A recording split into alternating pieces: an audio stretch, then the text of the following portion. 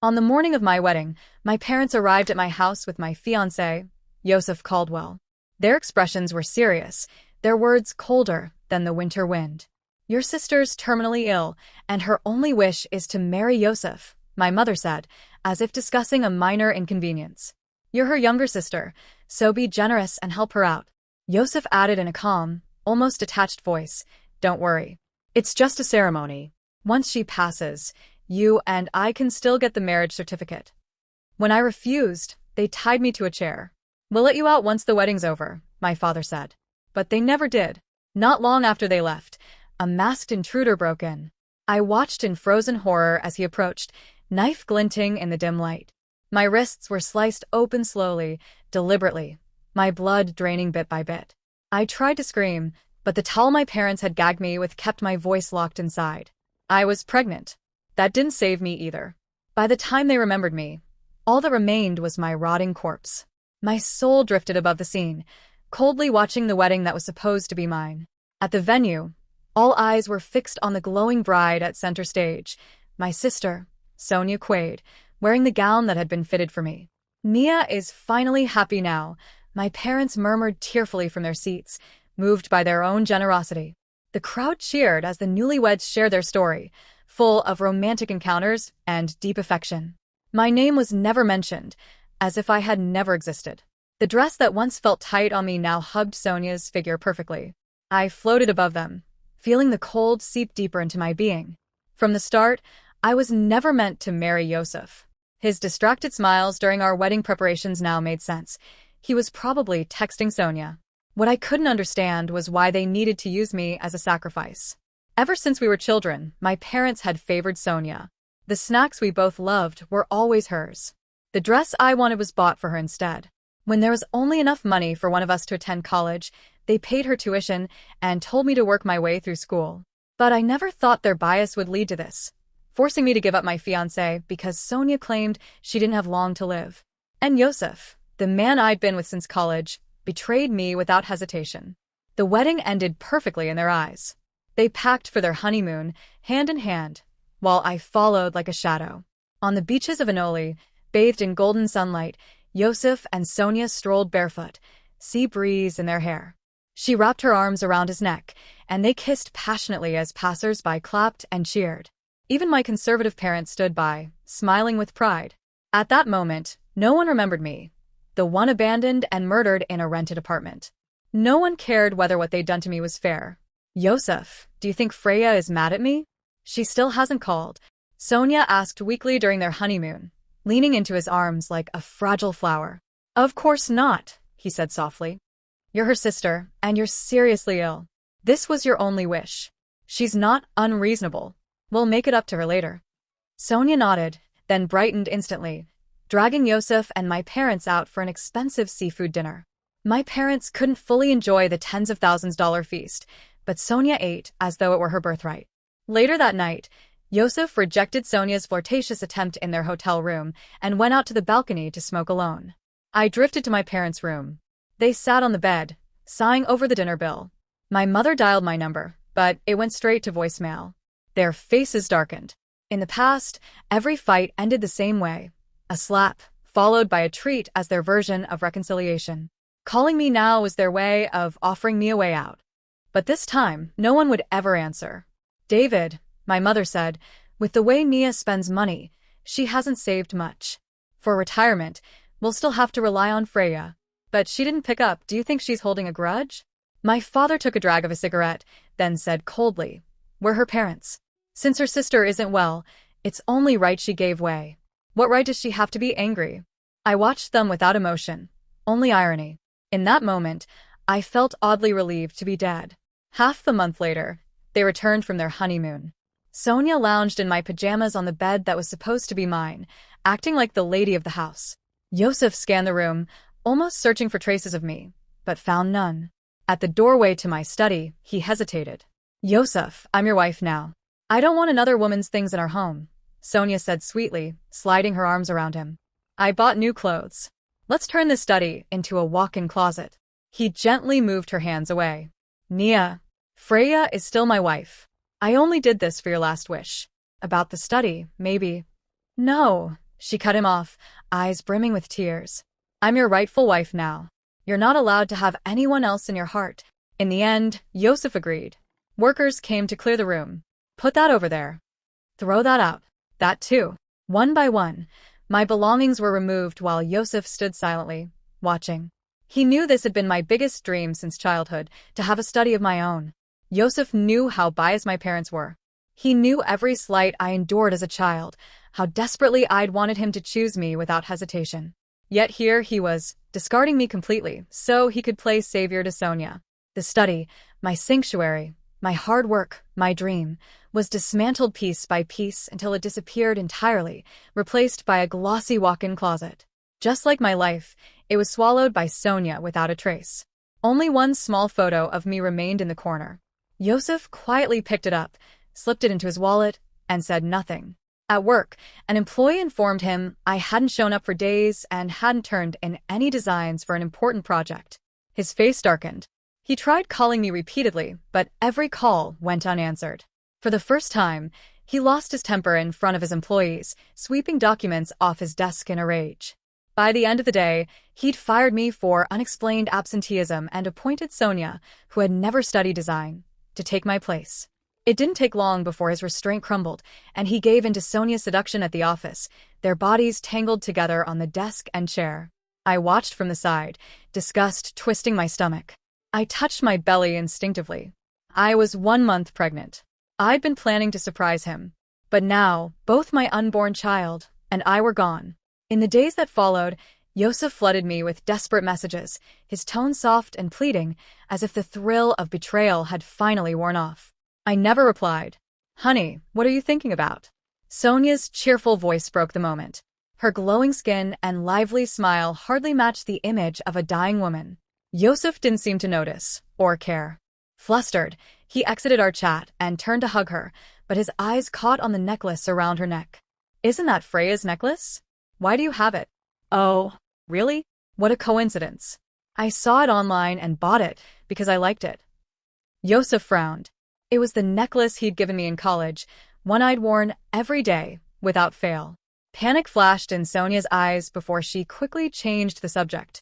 Honey, we have to celebrate the pregnancy today. My parents are waiting for us. I reached for my bare neck. That necklace had been taken from me by my killer. Seeing it on Sonia made one thing clear. It wasn't a coincidence. Could my death be tied to her? At dinner, my parents fussed over Sonia, tearing up at the sight of her slightly thinner face. No one mentioned my absence. A sudden knock at the door made Yosef's head snap up. He rushed to answer it, certain it was me coming home to reconcile. Instead, it was my best friend, Rebecca South. She crossed her arms, eyes sharp as steel. Where's Freya? Rebecca had been my shield since childhood, blunt, fierce, and unafraid to confront anyone who hurt me. She's not here. If you're looking for her, try somewhere else, Sonia said quickly, moving to shut the door. Rebecca blocked it with one hand, shoved past both of them, and shouted, Fry? Are you home? Get out. That idiot isn't even here. Sonia screamed, lunging at her. They clashed violently until Yosef intervened, pushing Rebecca away to protect Sonia. The slap Rebecca delivered sent Yosef's head to the side, a vivid handprint blooming across his cheek. Yosef, have you no shame? You ditched Freya on her wedding day for Sonia. Freya loved you with her whole heart, and you repaid her with betrayal. You're both filth. And her parents, biased cowards. I hope karma eats you alive. If anything's happened to Freya, I'll drag every last one of you to prison. She stormed out, slamming the door behind her. That night, after coaxing Sonia to sleep, Yosef sat with my parents, worry creeping into his voice. Mom, Dad, Freya's been missing for days. Could something have happened? They kept their heads down. They knew the truth of their cruelty, but hoped I'd come home so they could pretend to make amends. They didn't know my body had been decomposing in that apartment, found only because the smell had seeped into the hallway. At dawn, Yosef's phone rang. Hello, is this a relative of Freya Quaid? She was found dead in a rented apartment a month ago. Please come to the station to identify the body. The word shattered him.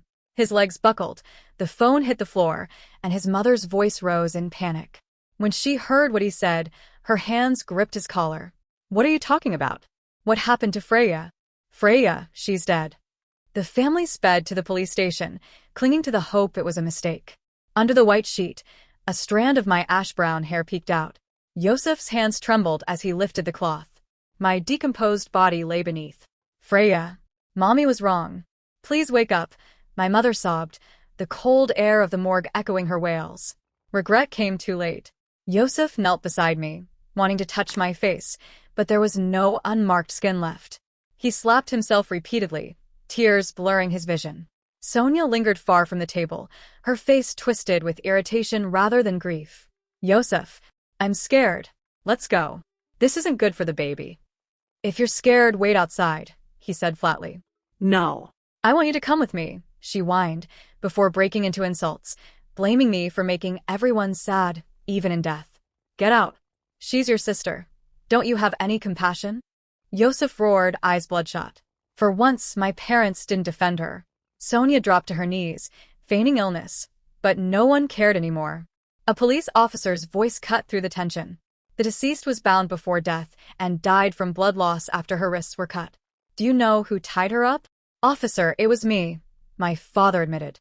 In the interrogation room, my mother confessed everything. She told the police she had tied me up at my wedding to fulfill Sonia's so-called dying wish. The story was so absurd that the officer stopped writing mid-sentence. Officer, I tied my own daughter. I was biased. I illegally detained her. That led to her dying alone in that apartment. It's all my fault. I'm a criminal. Her voice broke. She slapped herself repeatedly until she nearly fainted. Freya, I'm the murderer. I should pay for your life. The door burst open and Rebecca stormed in, documents in hand. Oscar Larkin leaked company secrets, and you helped him. The papers scattered across the table. This was the report I had asked her to investigate before I died. Sonia, before marrying Yoseph, had a boyfriend, Oscar Larkin, a former employee at our company. I had found evidence he was leaking confidential technology to competitors, but I hadn't lived to see the results. What are you talking about? Oscar has nothing to do with this. Sonia snapped, her voice shaking. She tried to defend him, but each word only deepened suspicion. When she couldn't argue her way out, she raised her hand to strike Rebecca. Enough! Yoseph stepped between them, his crimson eyes locked on Sonia. If you had a boyfriend, why ruin my wedding with Freya? Yoseph, don't listen to her lies. Oscar and I broke up. I'm being framed. Rebecca's cold laugh cut through the air. She pulled a thick stack of photos from her bag. Pictures of Sonia and Oscar together, proof they'd met recently. Yoseph, please believe me. Before she could say more, my mother's palm cracked across her face, sending her stumbling to the floor. In the days since, Sonia had grown restless. She'd hidden that necklace. Yoseph had been cold to her, ignoring even the meals she cooked as an apology.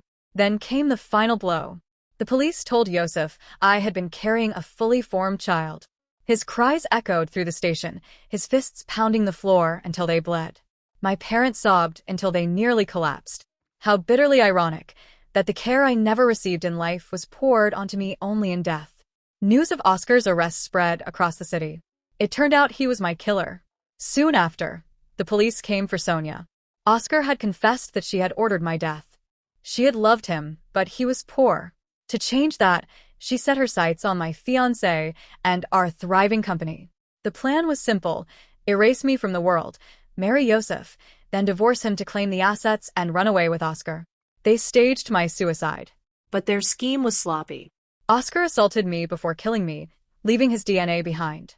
And the crown jewel of her performance, Sonia's terminal cancer, had been fake from the start. She was let out in handcuffs, the crowd spitting and cursing at her. My parents could only stare at the daughter they once thought so sweet. Mom, Dad. Save me. I'm all you have left now. I can't die. Sonia dropped to her knees, trembling so badly she lost control of her bladder. My mother knelt and embraced her, then slapped her across the face again and again, repeating through sobs, "A life for a life." Suddenly, Sonia shoved her down and began laughing at the ceiling, eyes wild. She stroked her stomach with a smug smile. With this child, I won't die. My looks, my grades, my personality, what didn't I have that was better than Freya's? Why did she get the perfect husband and the career? Why should I marry some broke man and live in poverty? As long as Freya was dead, I'd win. That night, My parents' hair seemed to turn white in a single breath. In months, they had lost one daughter to death and another to prison. My mother cried until she damaged her eyes, her mind unraveling as she whispered apologies to me over and over. Autumn rain fell in fine threads. The wind carried a chill, and even the grass bent under the weight of dew. My parents dressed in black and made the final preparations. Today was my funeral. The memorial hall was draped in white. Friends and relatives arrived with flowers. Yoseph appeared for the first time in weeks, thinner, hollow-eyed, hair a mess. He lit cigarette after cigarette, unable to look at my urn. Regret bled from him.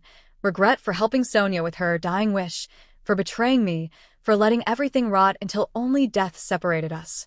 Someone cursed him from behind. He didn't flinch. In his own mind, every insult was deserved. While everyone was caught up in their own affairs, in a quiet corner, a shadow slipped by unnoticed. She moved swiftly, lifting the urn from the stage. Outside, the rain still fell, but the urn was held tightly in her arms as though she feared a single drop might touch it. It was Rebecca. She hadn't been doing well either. The dark circles under her eyes, the weariness etched into her face, and the dullness in her once bright gaze spoke volumes. The little ray of sunshine who used to laugh easily and talk endlessly could no longer smile. We walked silently down the road, just as we had in our childhood when we'd sneak away to play. "Freya, do you remember?" she began softly. "When we were little, my dad got drunk and beat me so badly I couldn't get out of bed. He locked me upstairs without food or water. When you found out, you brought a ladder and climbed up step by step to rescue me. You were so small then and afraid of heights, but you still came. My mom knew I was locked up, knew I was half dead, but the one who saved me was you. After you pulled me out, you used the pocket money you'd saved for so long to buy me a bowl of wontons. We shared them, and they were the most delicious wontons I've ever had." She smiled at the memory, but I saw the tears gathering in her eyes. I wanted to brush them away, but my hand passed through her like mist. Love can do so much, yet there are things even love cannot achieve. If I had known things would end like this, I would have spent more time with her. After all, she was the only one who loved me unconditionally, who always treated me well. Rebecca's fingers traced the urn surface. A single warm tear fell onto it, sinking into my heart, heavy and aching. "Freya, you once rescued me from that hellish home. Now, I'm here to rescue you. Could you spend more time with me in my dreams? Living alone is so lonely. I wish it had been me who died instead. You're so outstanding, so gentle, you deserved so much more."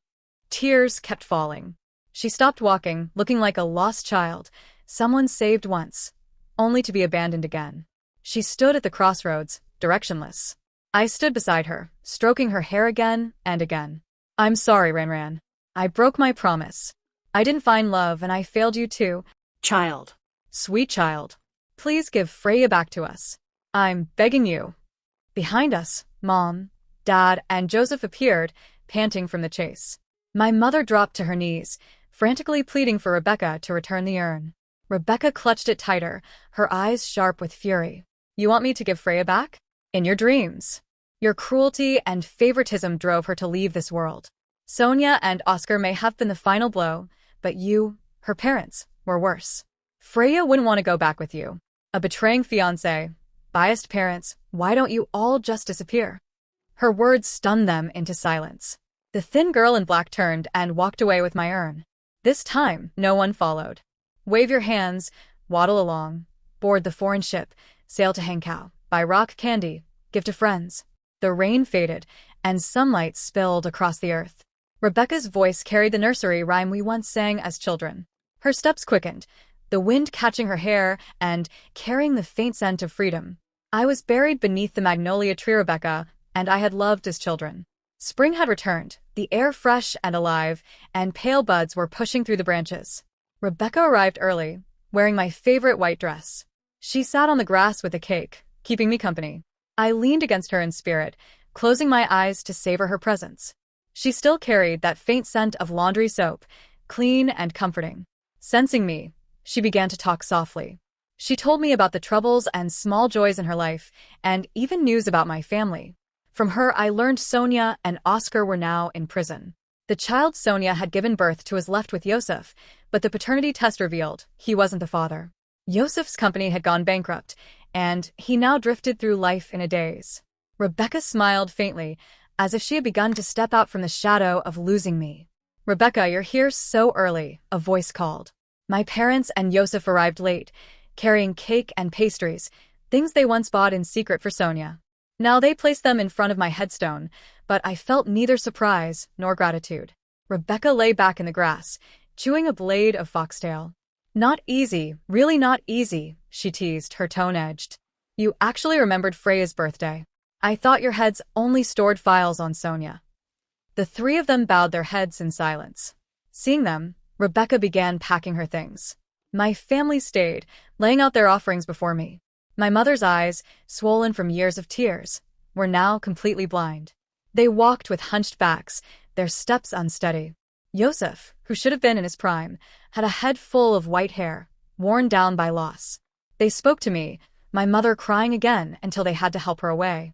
Before leaving, they arranged mango popsicles, pretty dresses, and a beach photo where they had edited me in. Even the necklace I had loved as a child lay there. So they had known all along what I liked, what hurt me, and yet they had turned away, pretending not to see. Rebecca's voice broke the silence. "Freya, Sonia's getting her comeuppance. She faked cancer once, and now she really has it. The chemo has taken all her hair. She won't live much longer. And Oscar, he's been executed." I don't know how long I had been beneath the magnolia tree. Rebecca came almost every week. Fine lines began to appear on her face, but she remained single. I sat quietly in the shade, drifting with the wind when it blew, returning to my place when it passed. That was my only entertainment. One day she arrived with a man, her husband. She told me she was moving far away and wouldn't be able to visit weekly. I floated to the branches and shook loose a blooming magnolia flower. It landed in her hands. Magnolia petals dance in gentle breeze, just like dear friends who stay with me. She gazed at the flower, her tears softening into a smile. She left with my blessing. Her visits became once a year, at Christmas. When she came again, there was a child walking beside her. I felt a quiet joy. The girl who had once been trapped in a cruel home now lived a good life, with a family of her own. Years passed. Rebecca told me Yosef had died, jumping from the 30th floor after Oscar's parents took the boy he had raised. My parents had both died of illness. Sonia was long gone. Life had come full circle, and one by one they had all left me. Rebecca's child grew tall. When they greeted me, the magnolia's branches would sway gently in reply. With time, my soul grew faint. I could no longer control my movements. "Rebecca. Goodbye, Rebecca. Goodbye, little one." I called, my voice almost a whisper on the wind. Rebecca looked up, tears bright in her eyes. She waved. "Freya, goodbye. In our next life, let's be sisters again." Yosef's POV. I loved Freya, yet now that love feels like a cruel joke I played on both of us. Before the wedding, Sonia came with her parents, kneeling before me with tears in her eyes. She claimed marrying her would be her dying wish, her last request. They praised me as generous, decisive, the kind of man who could make noble sacrifices. They swore Freya would understand. In a moment of weakness, I agreed. I forgot that Freya had been sacrificing for others her entire life, that she too deserved to be chosen, to be cherished. I forgot the pain in her voice when she told me how her family always favored Sonia, how she had always been treated as second best. And, in that moment, I became just like them. On our so-called honeymoon, Sonia clung to me, initiating kisses and touches. But no matter how warm the sun or how beautiful the sea, I felt cold. I thought I saw Freya's shadow in the crowd once, and from then on, everything tasted like ash. I decided I would apologize to her the moment I returned home. But when I opened the door to an empty house, I told myself she was only angry, waiting for me to beg for her forgiveness like before. Days passed without a word. I never imagined she would die. Never thought my girlfriend of 7 years would truly be gone. When the police called, I prayed they were wrong. But the moment I saw that strand of her hair, my heart turned to stone. The cold, lifeless body in the morgue drawer was my Freya. When I left, she had been full of life. When I saw her again, she was a corpse. And then came the final blow. The police told me she had been pregnant. In that instant, I wished it had been me instead. Not long after, Oscar and Sonia were arrested. That was when I learned Sonia's cancer had been a lie. Her desire to kill Freya had been the only truth. She had used her pregnancy as an excuse to hide in the hospital under police protection. I tried to kill her myself, but they stopped me and detained me for months. That autumn, on Freya's birthday, I stood before her grave and asked myself over and over, if I had refused Sonia's request, would I be holding my child in my arms right now? Would Freya still be smiling beside me? Would we have gone on the beach trip she dreamed about? The Yoseph who had once loved Freya above all else had died with her in that tiny apartment we once called home. The man who remained disgusted me. The company went bankrupt. I lived like a ghost, wishing for death every day. But Freya's parents were still alive, and I couldn't abandon them after failing their daughter. When they passed away, one after another, the only reminder of this wretched story was Sonia's child, taken in by strangers, carrying blood that will always remind me of betrayal. Now, I exist only to remember and to atone, though no amount of atonement will ever be enough.